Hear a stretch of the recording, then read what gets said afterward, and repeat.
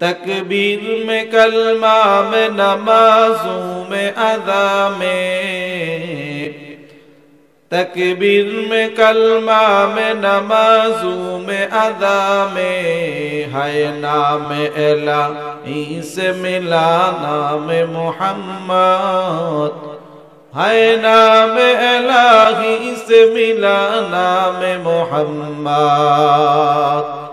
फरमाते हैं आदम को मुझे खुल्द तोरी में, फरमाते हैं आदम को मुझे खुल्द तोरी में, लखा हुआ तू बाब मिला नाम मोहम्मद, लखा हुआ तू बाब मिला नाम मोहम्मद।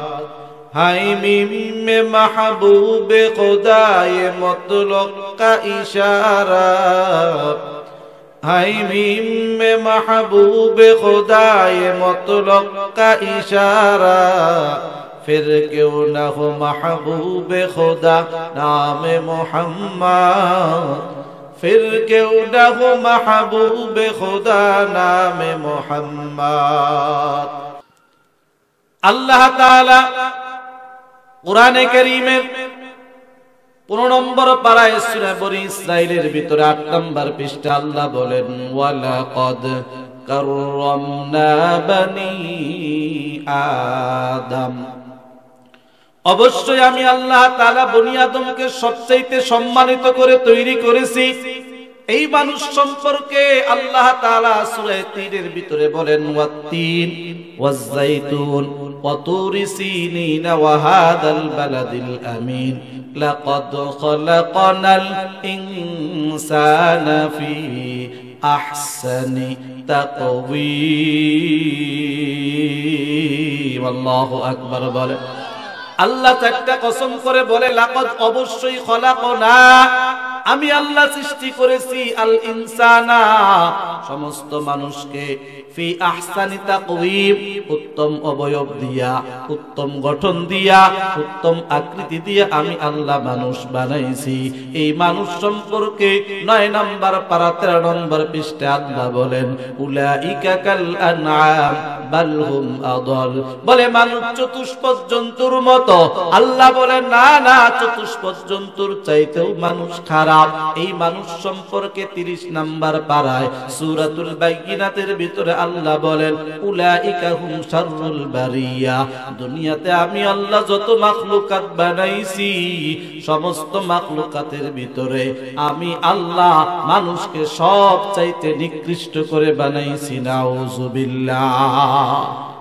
4টা আয়াত তেলাওয়াত করছি। কয়টা? 2 আয়াত আল্লাহ বলেন সৃষ্টির সেরা মানুষ, ভিন্ন 2 আয়াতে আল্লাহ বলেন সৃষ্টির নিকৃষ্ট মানুষ। এই কথাটা কার? আওয়াজ দিয়ে বলেন কার? তাহলে শ্রেষ্ঠত্বের মানদণ্ড কি? টাকা বেশি হইলে মানুষের দাম আল্লাহর কাছে বাড়বে?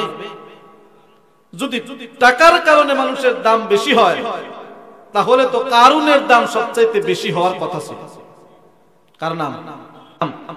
إن قارون من قوم موسى فبغى عليهم وآتيناه من الكنوز ما إن مفاتحه لتنوء بالعصبة أولي القوة।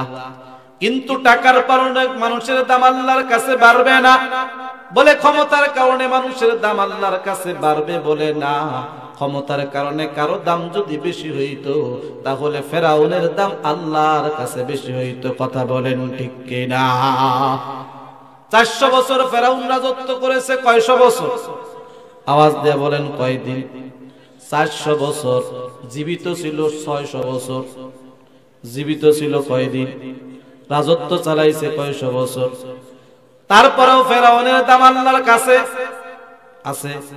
আওয়াজ দেওয়া না আছে?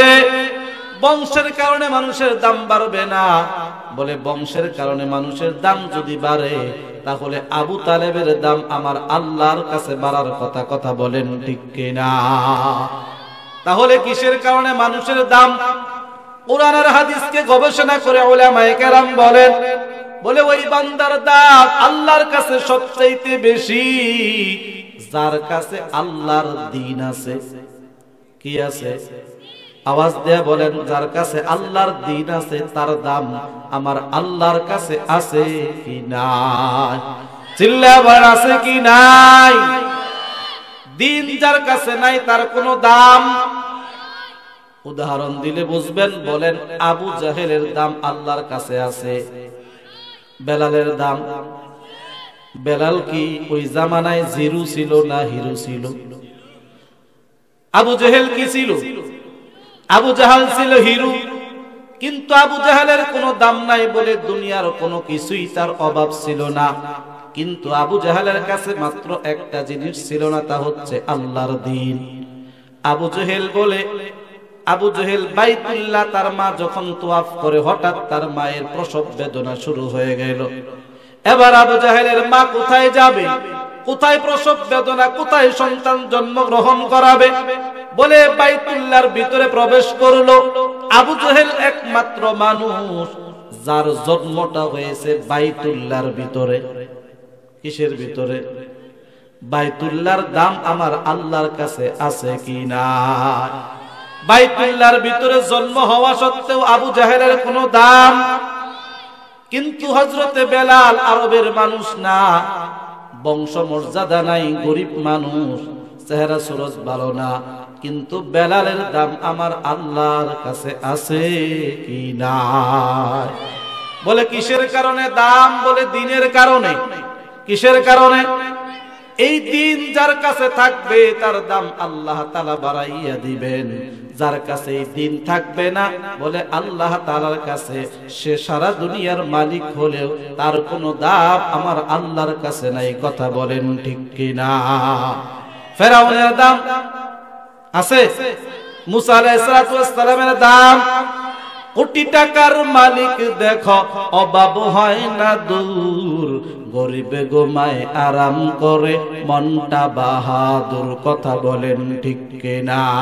ফেরাউনের লাশটা দেখো মিশর জাদুঘরে, খায় না মাটি পোকা মাকড় সবাই ঘৃণা করে। আওয়াজ দেয়া বলেন ঠিক কিনা? ফেরাউনের লাশটা দেখো মিশর জাদুঘরে, খায় না মাটি পোকা মাকড় সবাই ঘৃণা করে। উঁচু জমি থেকে পানি নিচু জমিনে যায়, তেমনি খোদার রহমত আসে নম্রতার হৃদয়। বড়র বড়াই থাকলে দিলে রহমত আসবে না, নিজেকে নিজে ছোট মনে করিও সদা। ভোগবিলাসের বাড়ি গাড়ি পরে রবে সব, ভোগবিলাসের বাড়ি গাড়ি পরে রবে সব, থাকতে সময় স্মরণ করো আল্লাহ আমার রব। চিল্লায়া বলেন আমাদের রবকে। আওয়াজ দেয়া বলেন আমাদের রবকে। বলে আমি আপনাদের বুঝাইতে চাচ্ছি, দ্বীন যার কাছে আছে তার দাম আছে, যার কাছে দ্বীন নাই তার কোনো দাম। এই দ্বীনের জন্য আমার পয়গম্বর কত কষ্ট করেছেন, সাহাবায়ে কেরাম কত কষ্ট করেছেন। উহুদের যুদ্ধ যখন শুরু হয়ে গেল, সমস্ত কাফের বেঈমানদের টার্গেট হলো মুহাম্মদকে যদি দুনিয়া থেকে বিদায় করে দেওয়া যায় তাহলে দ্বীনের এই বাতিটা নিভে যাবে। আমি আপনাদেরকে জিজ্ঞাসা করতে চাই, এই ইসলামের বাতি কেউ নিভাইতে পারবেনি? চিল্লায়া বলেন, ইসলামের জিম্মাদারি কে নিছে? এই বাতির জিম্মাদারি কার? এই বাতি কেউ যদি নিভাইতে চায় তার 14 গোষ্ঠী নিভে যাবে, তার বংশ নির্বংশ হয়ে যাবে। ইসলামের এই বাতি কেউ নিভাইতে পারবে না। চিল্লায়া বলেন ঠিক কিনা? ফেরাউন এই ইসলামের বাতি নিভাইতে চাইছে, নিভাইতে পারছে। ফেরাউনের বংশধর দুনিয়াতে আছে। নমরুদ চাইছে ইসলামের এই বাতি নিভাইতে পারছে, কিন্তু নমরুদের বংশধর আবু জাহেল চাইছে ইসলামের বাতি নিভাইতে, কিন্তু পারছে। কিন্তু মুহাম্মাদুর রাসূলুল্লাহ, সকলেই বলেন সাল্লাল্লাহু আলাইহি ওয়াসাল্লাম, ইসলামের এই বাতি জ্বালানোর জন্য জান দিবেন, মাল দিবেন, সময় দিবেন। বলেন মুহাম্মাদের বংশের লোক এখনো পর্যন্ত আছে কি নাই? কিয়ামত পর্যন্ত থাকবে কি থাকবে না? এজন্য আজকে যারা ইসলামের বিরুদ্ধে কথা বলে, আজকে যারা কোরআনের বিরুদ্ধে কথা বলতে চায়, মসজিদ মাদ্রাসা তাবলীগের বিরুদ্ধে কথা বলতে চায়, আমরা তাদেরকে স্পষ্ট ভাষায় বলতে চাই, এই বাংলার জমিনে থাকবা আর ইসলামের বিরুদ্ধে কথা বলবা, এটা কখনো আমরা হতে দিব না। হয়তো বাংলাদেশে তুমি যদি থাকতে চাও, ইসলামের পক্ষেই থাকা লাগবে, ইসলামের বিপক্ষে থাইকা বাংলাদেশে থাকার কোনো জায়গা হবে না। আওয়াজ দিয়া বলেন ঠিক কিনা? চিল্লায় বলেন ঠিক কিনা? এই কথার পক্ষে কারা কারা দুই হাত দেখতে চাই? লিল্লাহে তাকবীর, লিল্লাহে তাকবীর। কোরআন সুন্নাহর আলো, কোরআন সুন্নাহর আলো, লিল্লাহে তাকবীর।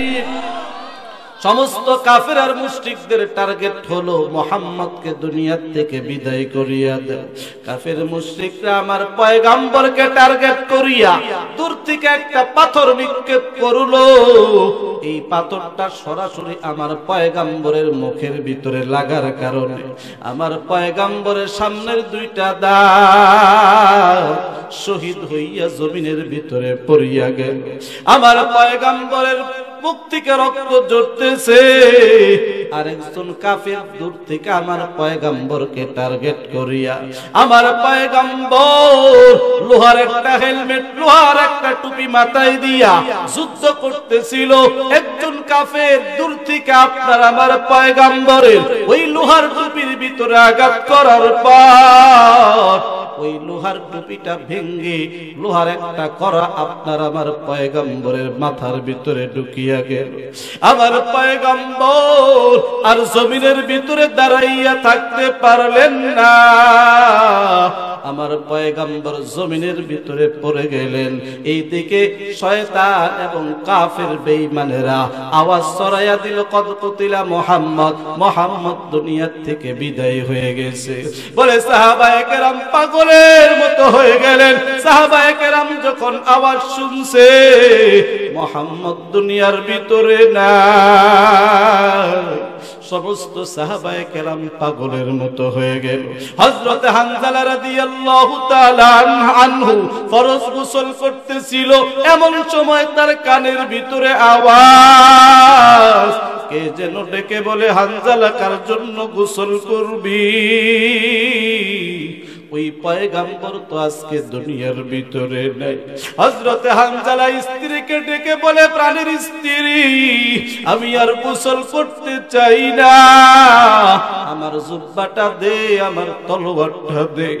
স্ত্রী ডেকে বলে, প্রাণের স্বামী আমার, গোসল করতে 10টা মিনিট সময় লাগবে, আপনার উপরে গোসল ফরজ হয়েছে, আপনি গোসলটা করিয়া যান। হযরত হানজালা রাদিয়াল্লাহু তাআলা আনহু স্ত্রীকে ডেকে বলে, আমি কার জন্য গোসল করব?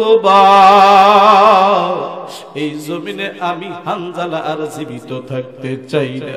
হযরত হানজালা রাদিয়াল্লাহু তাআলা আনহু জুব্বাটা নিয়া, তলোয়ারটা নিয়া উহুদের ময়দানে দৌড়ায়।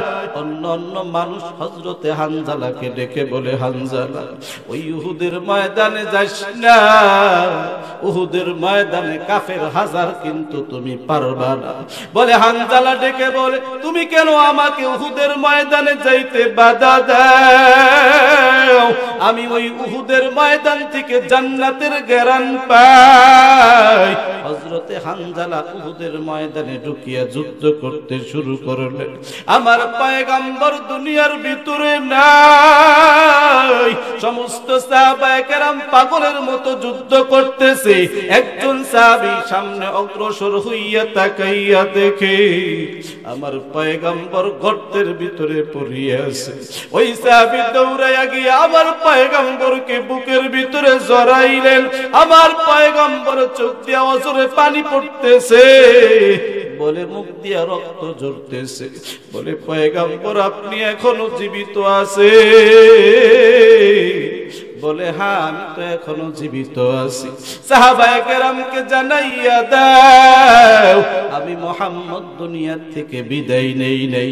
ওই সাহাবী এলান করে দিলেন আল্লাহ রাসূলের সাহাবায়ে কেরাম আমাদের পয়গম্বর দুনিয়ার থেকে বিদায় নেয় নাই, এখনো পর্যন্ত দুনিয়ার ভিতরে আছে। আমার পয়গম্বরের মাথার ভিতরে লোহার বলে টুকরা ঢুকেছে। হযরত আবু বকর সিদ্দিক দৌড়ায় আসলেন ওই টুকরাটা খুলবে।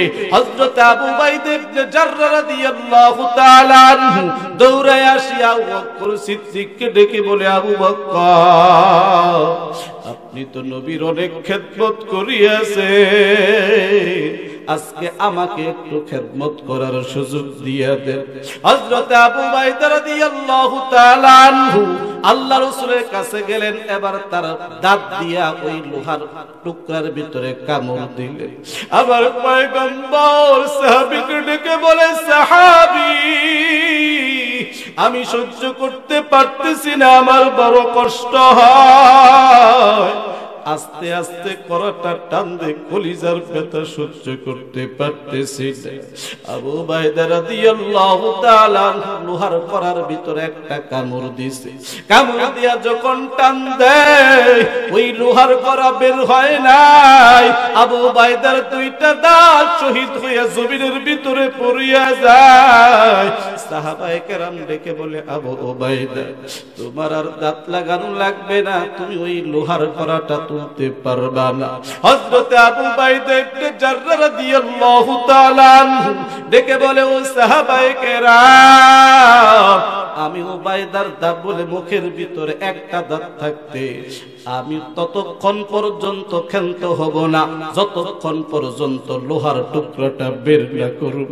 হযরত আবু উবাইদা ইবনুল জাররাহ বাকি দাঁত দিয়া যখন কামড় দেয় এবার লোহার কড়াটা যখন বের করে আমার পয়গম্বরের ওই জায়গা দিয়ে যখন রক্ত বের হয় আর একজন সাহাবী দৌড়ায় আসিয়া আমার পয়গম্বর রক্তগুলো চুষতে শুরু করিয়া দেয়।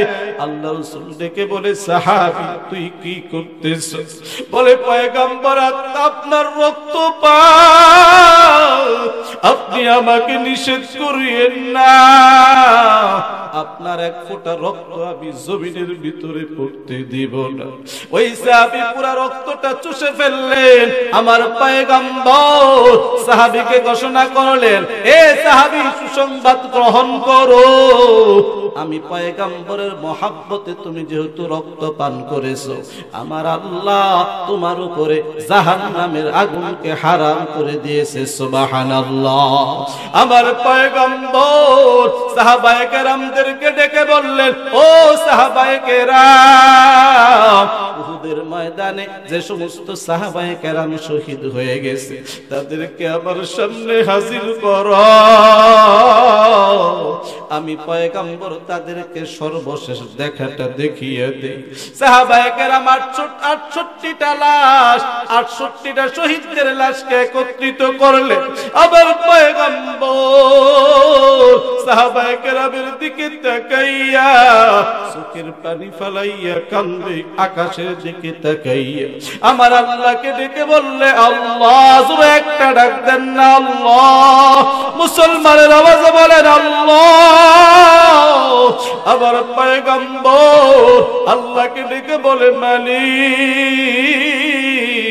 আরশে আজিম থেকে কুদরতের নজর দিয়ে তাকাইয়া দেখে আজকে আপনার দ্বীনের জন্য আমার 68 জন সাহাবী শহীদ হয়ে গেল। আমার পয়গম্বর সাহাবায়ে কেরামদেরকে ডেকে বলেন ও সাহাবায়ে কেরাম আরো 2টা লাশ একত্র করো, 70টা লাশ হওয়ার কথা। সাহাবায়ে কেরাম এবার ও রুমা পাহাড়ের দিকে দৌড়ায়। আস্তে আস্তে রুমা পর্বতের দিকে যখন যায় সাহাবায়ে কেরাম তাকাইয়া দেখে এক জায়গায় হাতের একটা কবজি পড়ে আছে, আরেক জায়গায় কান পড়িয়া আছে, আরেক জায়গায় নাক পড়িয়া আছে, আরেক জায়গায় পায়ের একটা টুকরা পড়িয়া আছে। সাহাবায়ে কেরাম চিনতে পারলেন না। পয়গম্বরের কাছে আসিয়া বলে, পয়গম্বর বলে এক জায়গায় একটা টুকরা, এক জায়গায় হাতের কবজি, আরেক জায়গায় নাক, আরেক জায়গায় চোখ পড়িয়া আছে, আমরা লাশটা চিনতেছি না, এটা কার লাশ? আমার পয়গম্বর সাহাবায়ে কেরামের সাথে আস্তে আস্তে পাহাড়ে ওঠা শুরু করলেন। প্রথম আমার পয়গম্বর হাতের কবজিটা দেখার পর ছোট্ট বাচ্চার মতো হাউমাউ করে কান্নাকাটি করতে শুরু করলেন। সাহাবায়ে কেরাম ডেকে বলেন, পয়গম্বর আপনি কেন কাঁদেন? এটা কার হাতের কবজি? আমার পয়গম্বর সাহাবায়ে কেরামদেরকে ডেকে বলেন, ও আমার সাহাবায়ে কেরাম, লাশের সব টুকরাগুলো তোমরা একত্রিত করো। একত্রিত করার পর আমার নবী বলে পাগড়িটা খুলিয়া বিছাইয়া দিন। সাহাবায়ে কেরামদেরকে ডেকে বলেন, ও আমার সাহাবায়ে কেরাম, এই টুকরাগুলো তোমরা আমার পাগড়ি মুবারকের ভিতরে রাখো।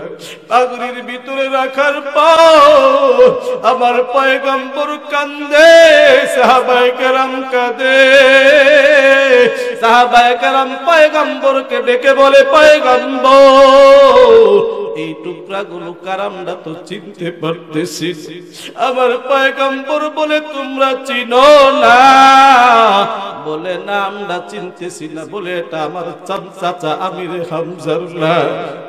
আমার চাচা আমির হামজা আমাকে বাবার মতো মহব্বত করতো। আজকে আমার চাচা দিনের জন্য টুকরা টুকরা হয়ে গেল। আমার আল্লাহ ডেকে বলে, পয়গম্বর আপনার চাচা যেহেতু দিনের জন্য টুকরা টুকরা হইয়া গেল, এই জন্য আমি আল্লাহ হযরতে হামজাকে সাইয়্যিদুশ শুহাদা, শহীদদের সরদার বানাইয়া দিলাম। সুবহানাল্লাহ। সাহাবায়ে কেরামদেরকে ডেকে বলেন, ও সাহাবায়ে কেরাম, আরেকটা লাশ আছে, 69টা লাশ হইল। আরেকটা লাশ তোমরা তালাশ করো।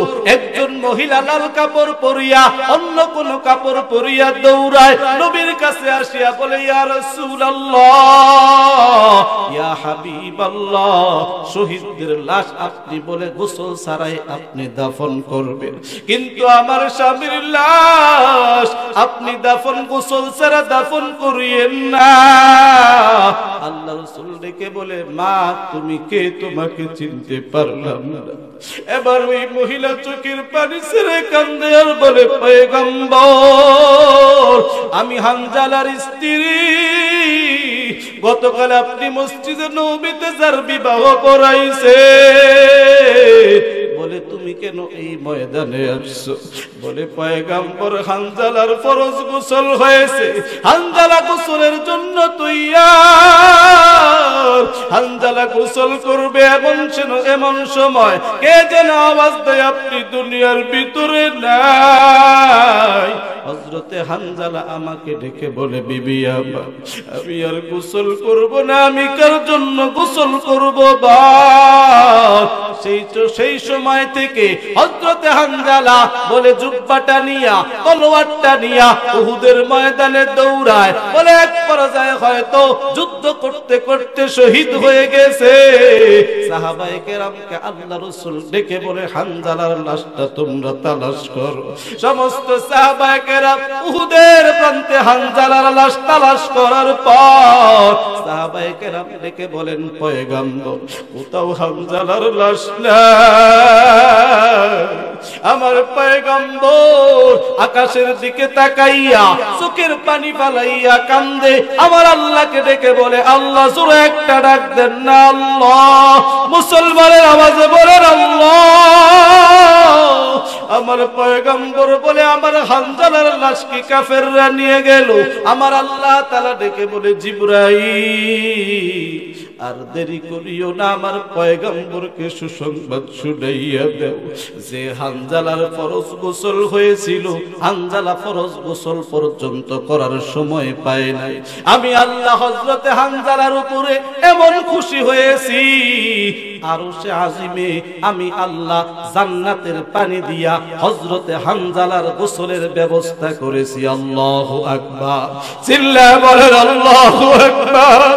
জিবরাইল ডেকে বলে পয়গম্বর, হানজালার গোসল হইতেছে আরশে আজিমে, আমার আল্লাহ জান্নাতের পানি দিয়ে হানজালার গোসলের ব্যবস্থা করেছে।